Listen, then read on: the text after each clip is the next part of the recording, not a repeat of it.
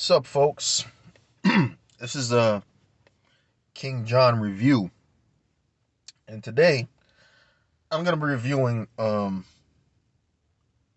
I'm gonna get the Bond review out soon, but this one I thought it was important to review it for some reason.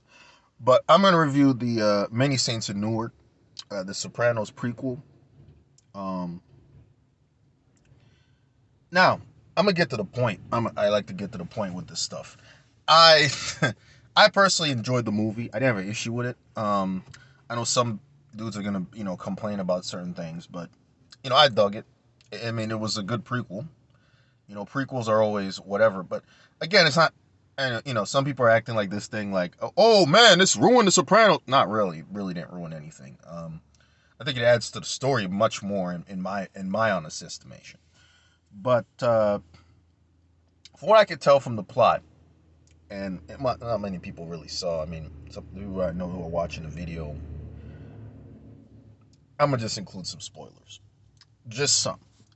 Um, the story very much is about Christopher's father. It's recurring two characters, Harold and Dickie. Harold is the African American character who basically represents the rise of and the decline of the mob in many ways, because Harold is almost seen as if you want to make a historical parallel, Harold's basically the next up and coming Frank Lucas like character, and it focus the film focuses a lot on the past of certain characters. So Viga Farmiga, she played in this movie she played Olivia Soprano. She did an incredible job. She did incredible in terms of the acting. The actors did an incredible job in this movie, and I personally loved how the actor who portrayed Paulie did the mannerisms very very well, especially a young Paulie Walnuts. That was really really good. Um, but you get a glimpse of the past, and you get a lot of stuff with racial tension in the film, and it's funny because I'm seeing a lot of people. This is why I'm reviewing this movie. I'm seeing a lot of dumb motherfuckers out there who are complaining that the racial tension and all this stuff was forced into the movie, quote unquote. And they're not providing other criticisms of the film, which are, I mean, they're warranted. I mean, they're not like it's a. One of the biggest criticisms the movie has that most people that I know have is that the movie was, it shouldn't have been a movie, it should have been a miniseries. And that's a valid critique. It should have maybe been a miniseries about Dickie, 8 episodes, HBO. They could have done that. You know, David Chase would have had more time to do it. But what he gave us here is what he gave us, and I'm pretty sure he's okay with it. So you gotta let it be where it has to be. But at the same time, you know, that's a valid criticism. That's the only criticism I give. That it should have been an 8 part series to see where this thing goes in many ways. Because we didn't get that much time with Dickie. But I think there's artistic reason for why, because when you watch the film, you can see that this idea that Tony had about the past and all that other stuff, it's all bullshit. And I think I like that the most about the movie. Because it's Tony reminiscing on the past in the show about how, oh, we used to do this, do this, do this. And you look back at the past and you're like, I mean, were y'all even stable in any way too? You know what I mean? It's like it's not the same thing, you know. And it's cool to see the older the other guys, the other characters. I mean, it's very what interests me was the fact that I didn't know Christopher's family was that neck deep into the mob like that. I mean, I didn't know I didn't know about it's great that the movie explored like the multi-Santi side of the family because I didn't notice that. I mean, Chris had because all we know is that Chris's mom is a blondetto, which is related to, if you're a Sopranos guy, you know, to Tony Blondetto. So we know that, but the Montesanti side I didn't know about, and and then this one you have Dickie, you have what's his face, You have, Christopher's grandfather, and you have Christopher's uncle, his great uncle, who I believe is in prison, was in prison in the story, and they were twins, so they played by the same. Whoever plays two characters, because Hollywood Dick and I believe Sal Moltisanti, they were twins, so identical, semi-identical twins. So they made them played by the same actor. But yeah, the Moltisantis were rising up in the world, and you can see in the movie that it's like, oh crap. I mean, Christopher's dad. I mean, he's if you think about it, it's unironic in a way because look at Tony now with Christopher in the show.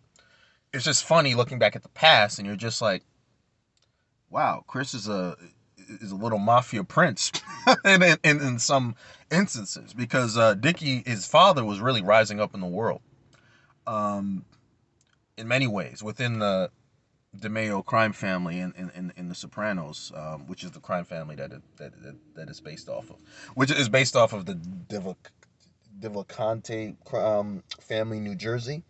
Though they take aspects of other people too. Again, it's fiction, but they take other aspects of real life crime families from different places. But yeah, the movie. I mean, I dug it with the plot. I think the riots not only serve as looking back at the history of America, especially in the East Coast, of the racial tension, which people never want to never really want to address, especially the racial tension that happened in the East Coast at times. Because always, we always focus on down south, but we forget about the East Coast, and addressing, the fundamental, question about, what happened to the mob and how it declined. And you see this with the New Jersey mob competing with this new black organized crime group, which is basically the up and coming. It's very similar to the rise of guys like Frank Lucas and Nicky Barnes. Um, and there was a woman in Jamaica, from Jamaica. She was a Jamaican immigrant who basically ran a big drug kingpin operation in Queens. Um, they called her Nancy. That's how I know that people on the street they called her. She was known as Nancy. But it's not confirmed that she was a yardie or not. But that's beside the point. But the people who are complaining, I'm gonna get to that because this was some weird shit here. Some folks didn't like the fact that there's a scene where Harold is inside Satrielli's, and they were saying something like, "Oh, why the f would they let they it's crazy." The Sopranos show. It's funny these dudes are using the racist terms that the character said in the show, but I'm not gonna repeat it here. But it's an Italian slang term to mean like, you know, a darker skinned person. And in the comments, I saw that and I was like, bruh, this movie takes place in the East Coast. So Harold, by definition of the time, could still go into Satrielli's. This isn't segregation. Yeah, some of these guys are acting like this movie took place in fucking um in Greenbow, Alabama. Not to say that the racism wasn't there, but at the same time, it's like, of course he can go inside. It's not like the dude was in Alabama or in the segregated. Some of these guys were so. Some of the stuff I saw online over this movie was so dumb. It's just like y'all just have an issue with a black dude being in for some reason in the vicinity of this thing, which is very bizarre to me because it's like y'all some of y'all missed the point of the Sopranos show because the Sopranos show, let me tell you something, it's not meant to be a glorification of that. It's supposed to show you, I mean, Sopranos deeply, if you really want to go deep to the meat and grind of it, it looks at the baby boomer generation in a very negative light. It really does. Because basically, yeah, Tony and the other guys, they would be Tony, Sil, those characters, they would be baby boomers. So it shows them how the world is changing so fast ahead of them. But the interesting thing about Tony as a character, even though he has these hiccups, these racist, kind of fucked up, sexist hiccups, Tony was able to at the minimum able to at least evolve to the new changing world around him, right? Or was willing to. But there are many scenes in The Sopranos that it makes fun of a lot of the hyper masculinity, the machismo, this whole thing that is a big deal, and it shows you how ridiculous it was. Though, I mean, do you guys not understand the whole point of the Vito being gay saga of the Sopranos series, which was handled very well, by the way, in terms of, especially for that time period, it was handled very, very well. Because it was 2006, 2007. So it worked perfectly. And I loved how, in the show, there were characters that were like, especially what's his name? Pat Barisi. Not Pat. Is it Pat Barisi? There's another guy. I forgot his name. Is it Pat Barisi? Fuck. The guy that had the twin brother. He had the same twin, but Tony whacked the other twin because he was talking about him being in a psychiatry or whatever. But anyhow, which I'm sorry, that scene with the hit was hilarious because I mean, I don't know. Sopranos low key is sometimes it can be like it is like a dark comedy. Unintentionally, it is like a comedy and a dark comedy at the same time, and that's due to the brilliance of the show writers. Because David Chase had an incredible writing team with him, um, and a lot of writers with him. So it was great. I mean, so many episodes written by so many incredible people. I can't name them, but you see them in the credits when the show starts, depending on the episode. But it's just hilarious to watch some scenes in Sopranos, and you're like, what the fuck?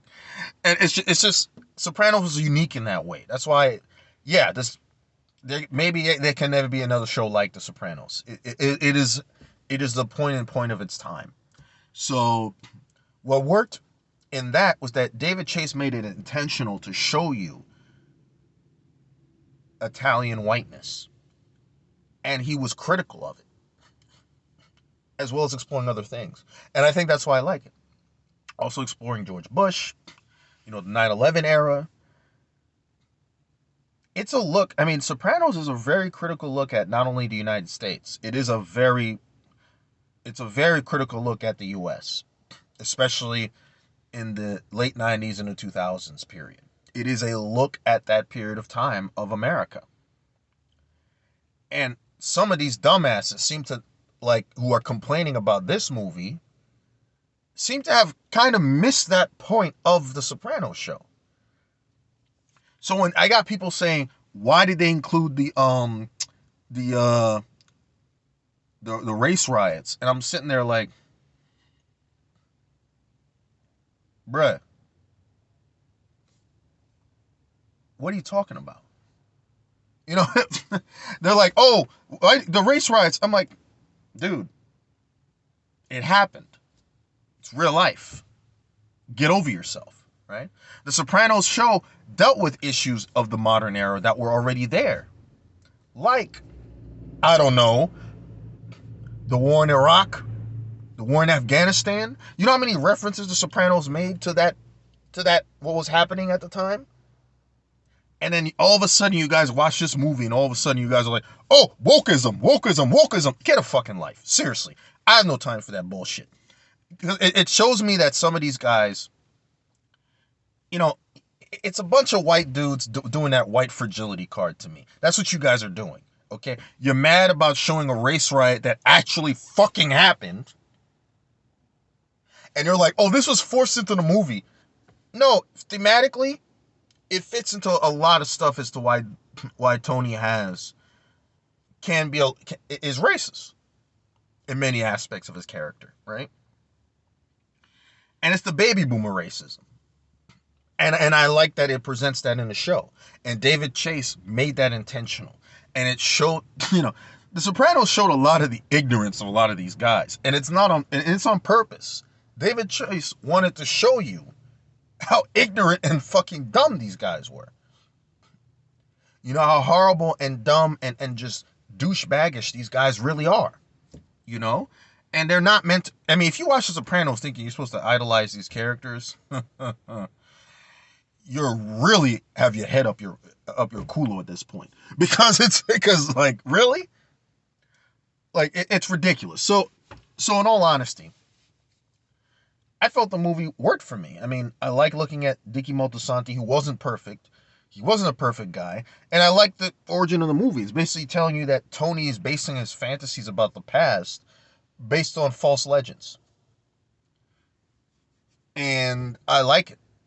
I like that the movie presents that. It shows you the past, and it's like, and it's realistic. It shows you that these things weren't perfect. You know, these things were not set in stone, as people like to, because Tony loves to bring up the past, the good old days, and blah blah blah blah blah. And you look back and you're like, was it really the good old days? You know, I mean, it's funny to me. It's really, and it shows that history rhymes. The movie does play into that theme of history rhyming.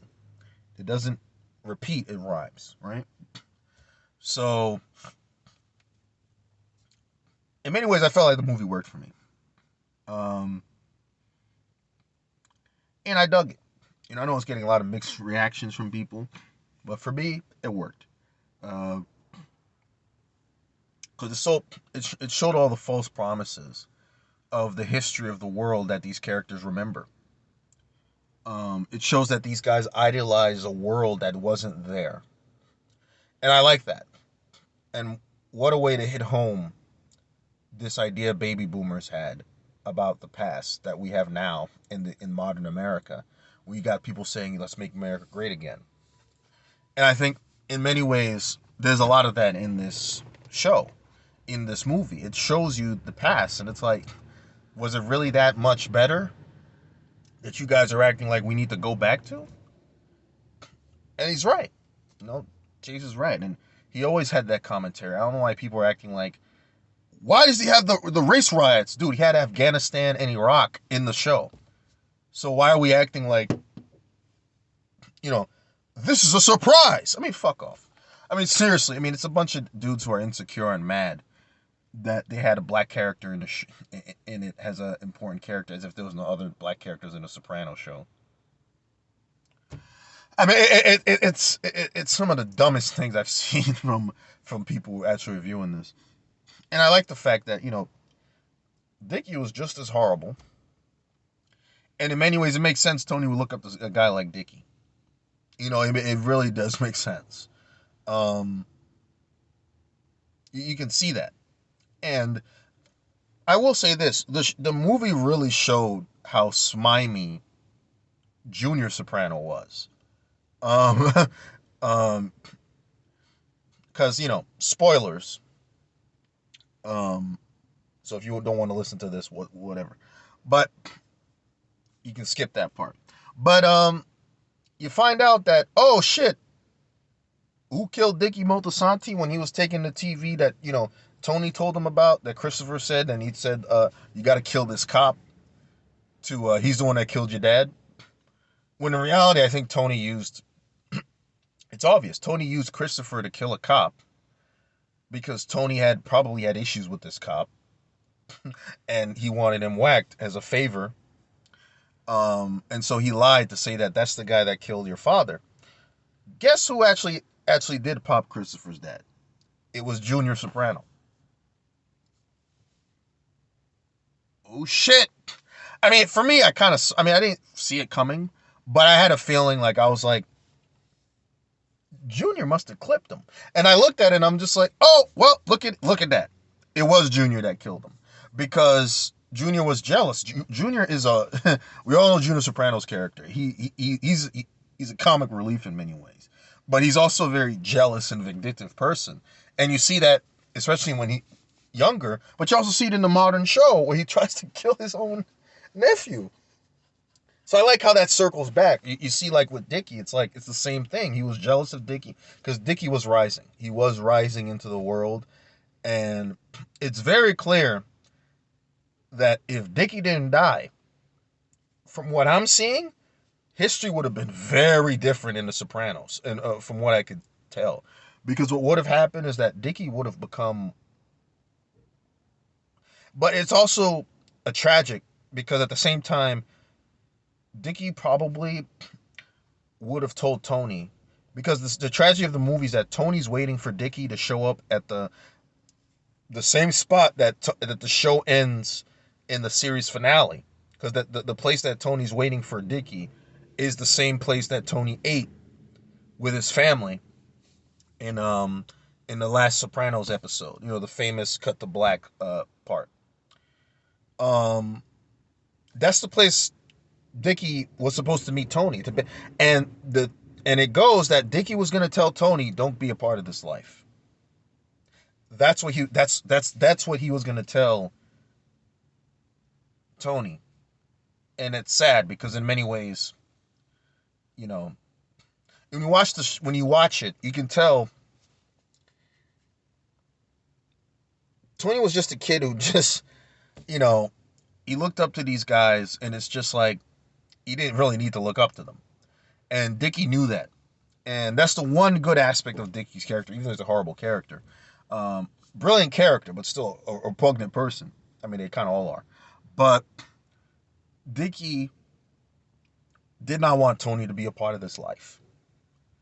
And he was basically Tony's dad for 4 years. And you even see, like, Olivia Soprano also had a thing for Dickie, too. I mean, it's interesting to see how important Dickie Moltisanti was. And you see the history rhyme with Tony and his son, Christopher. It's interesting. Also, pointing out in the movie, Christopher is narrating the whole film. He's the one narrating lots of scenes in the movie. So, what I like about it is at the end of the movie where Tony does the pinky promise and he's looking at Dickie in the coffin and he's doing the pinky promise thing. He's imagining him doing a pinky promise that he did with Dickie as a kid. And and you hear Christopher's voice saying, like, "Yep, that's the guy, my Uncle Tony, the one I went to hell for." But it's worded differently from the show. In the show, it's talking to Adriana and he's saying, like, "This is the guy I went to hell for, that I'm going to hell for." In the movie, they do it clever. They basically, like, Christopher basically says, "That's my Uncle Tony. This is the guy I went to hell for."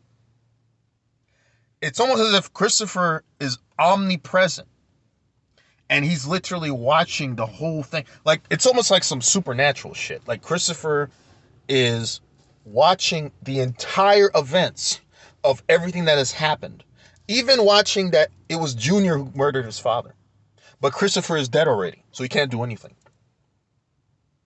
You know, and and it ends literally. It's really poetic in a way. That was brilliant writing, in my opinion, from Chase to show, because Sopranos also played with dreams and semi supernatural little stuff.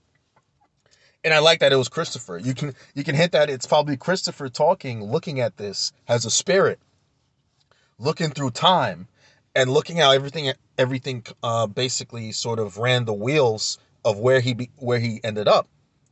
And I love that line where you see Christopher say, you know, "This is my Uncle Tony, the guy I went to hell for." I mean, it's brilliant. They just changed the wording. When Christopher was alive with Adriana, he said something. When Christopher's dead, he says, "This is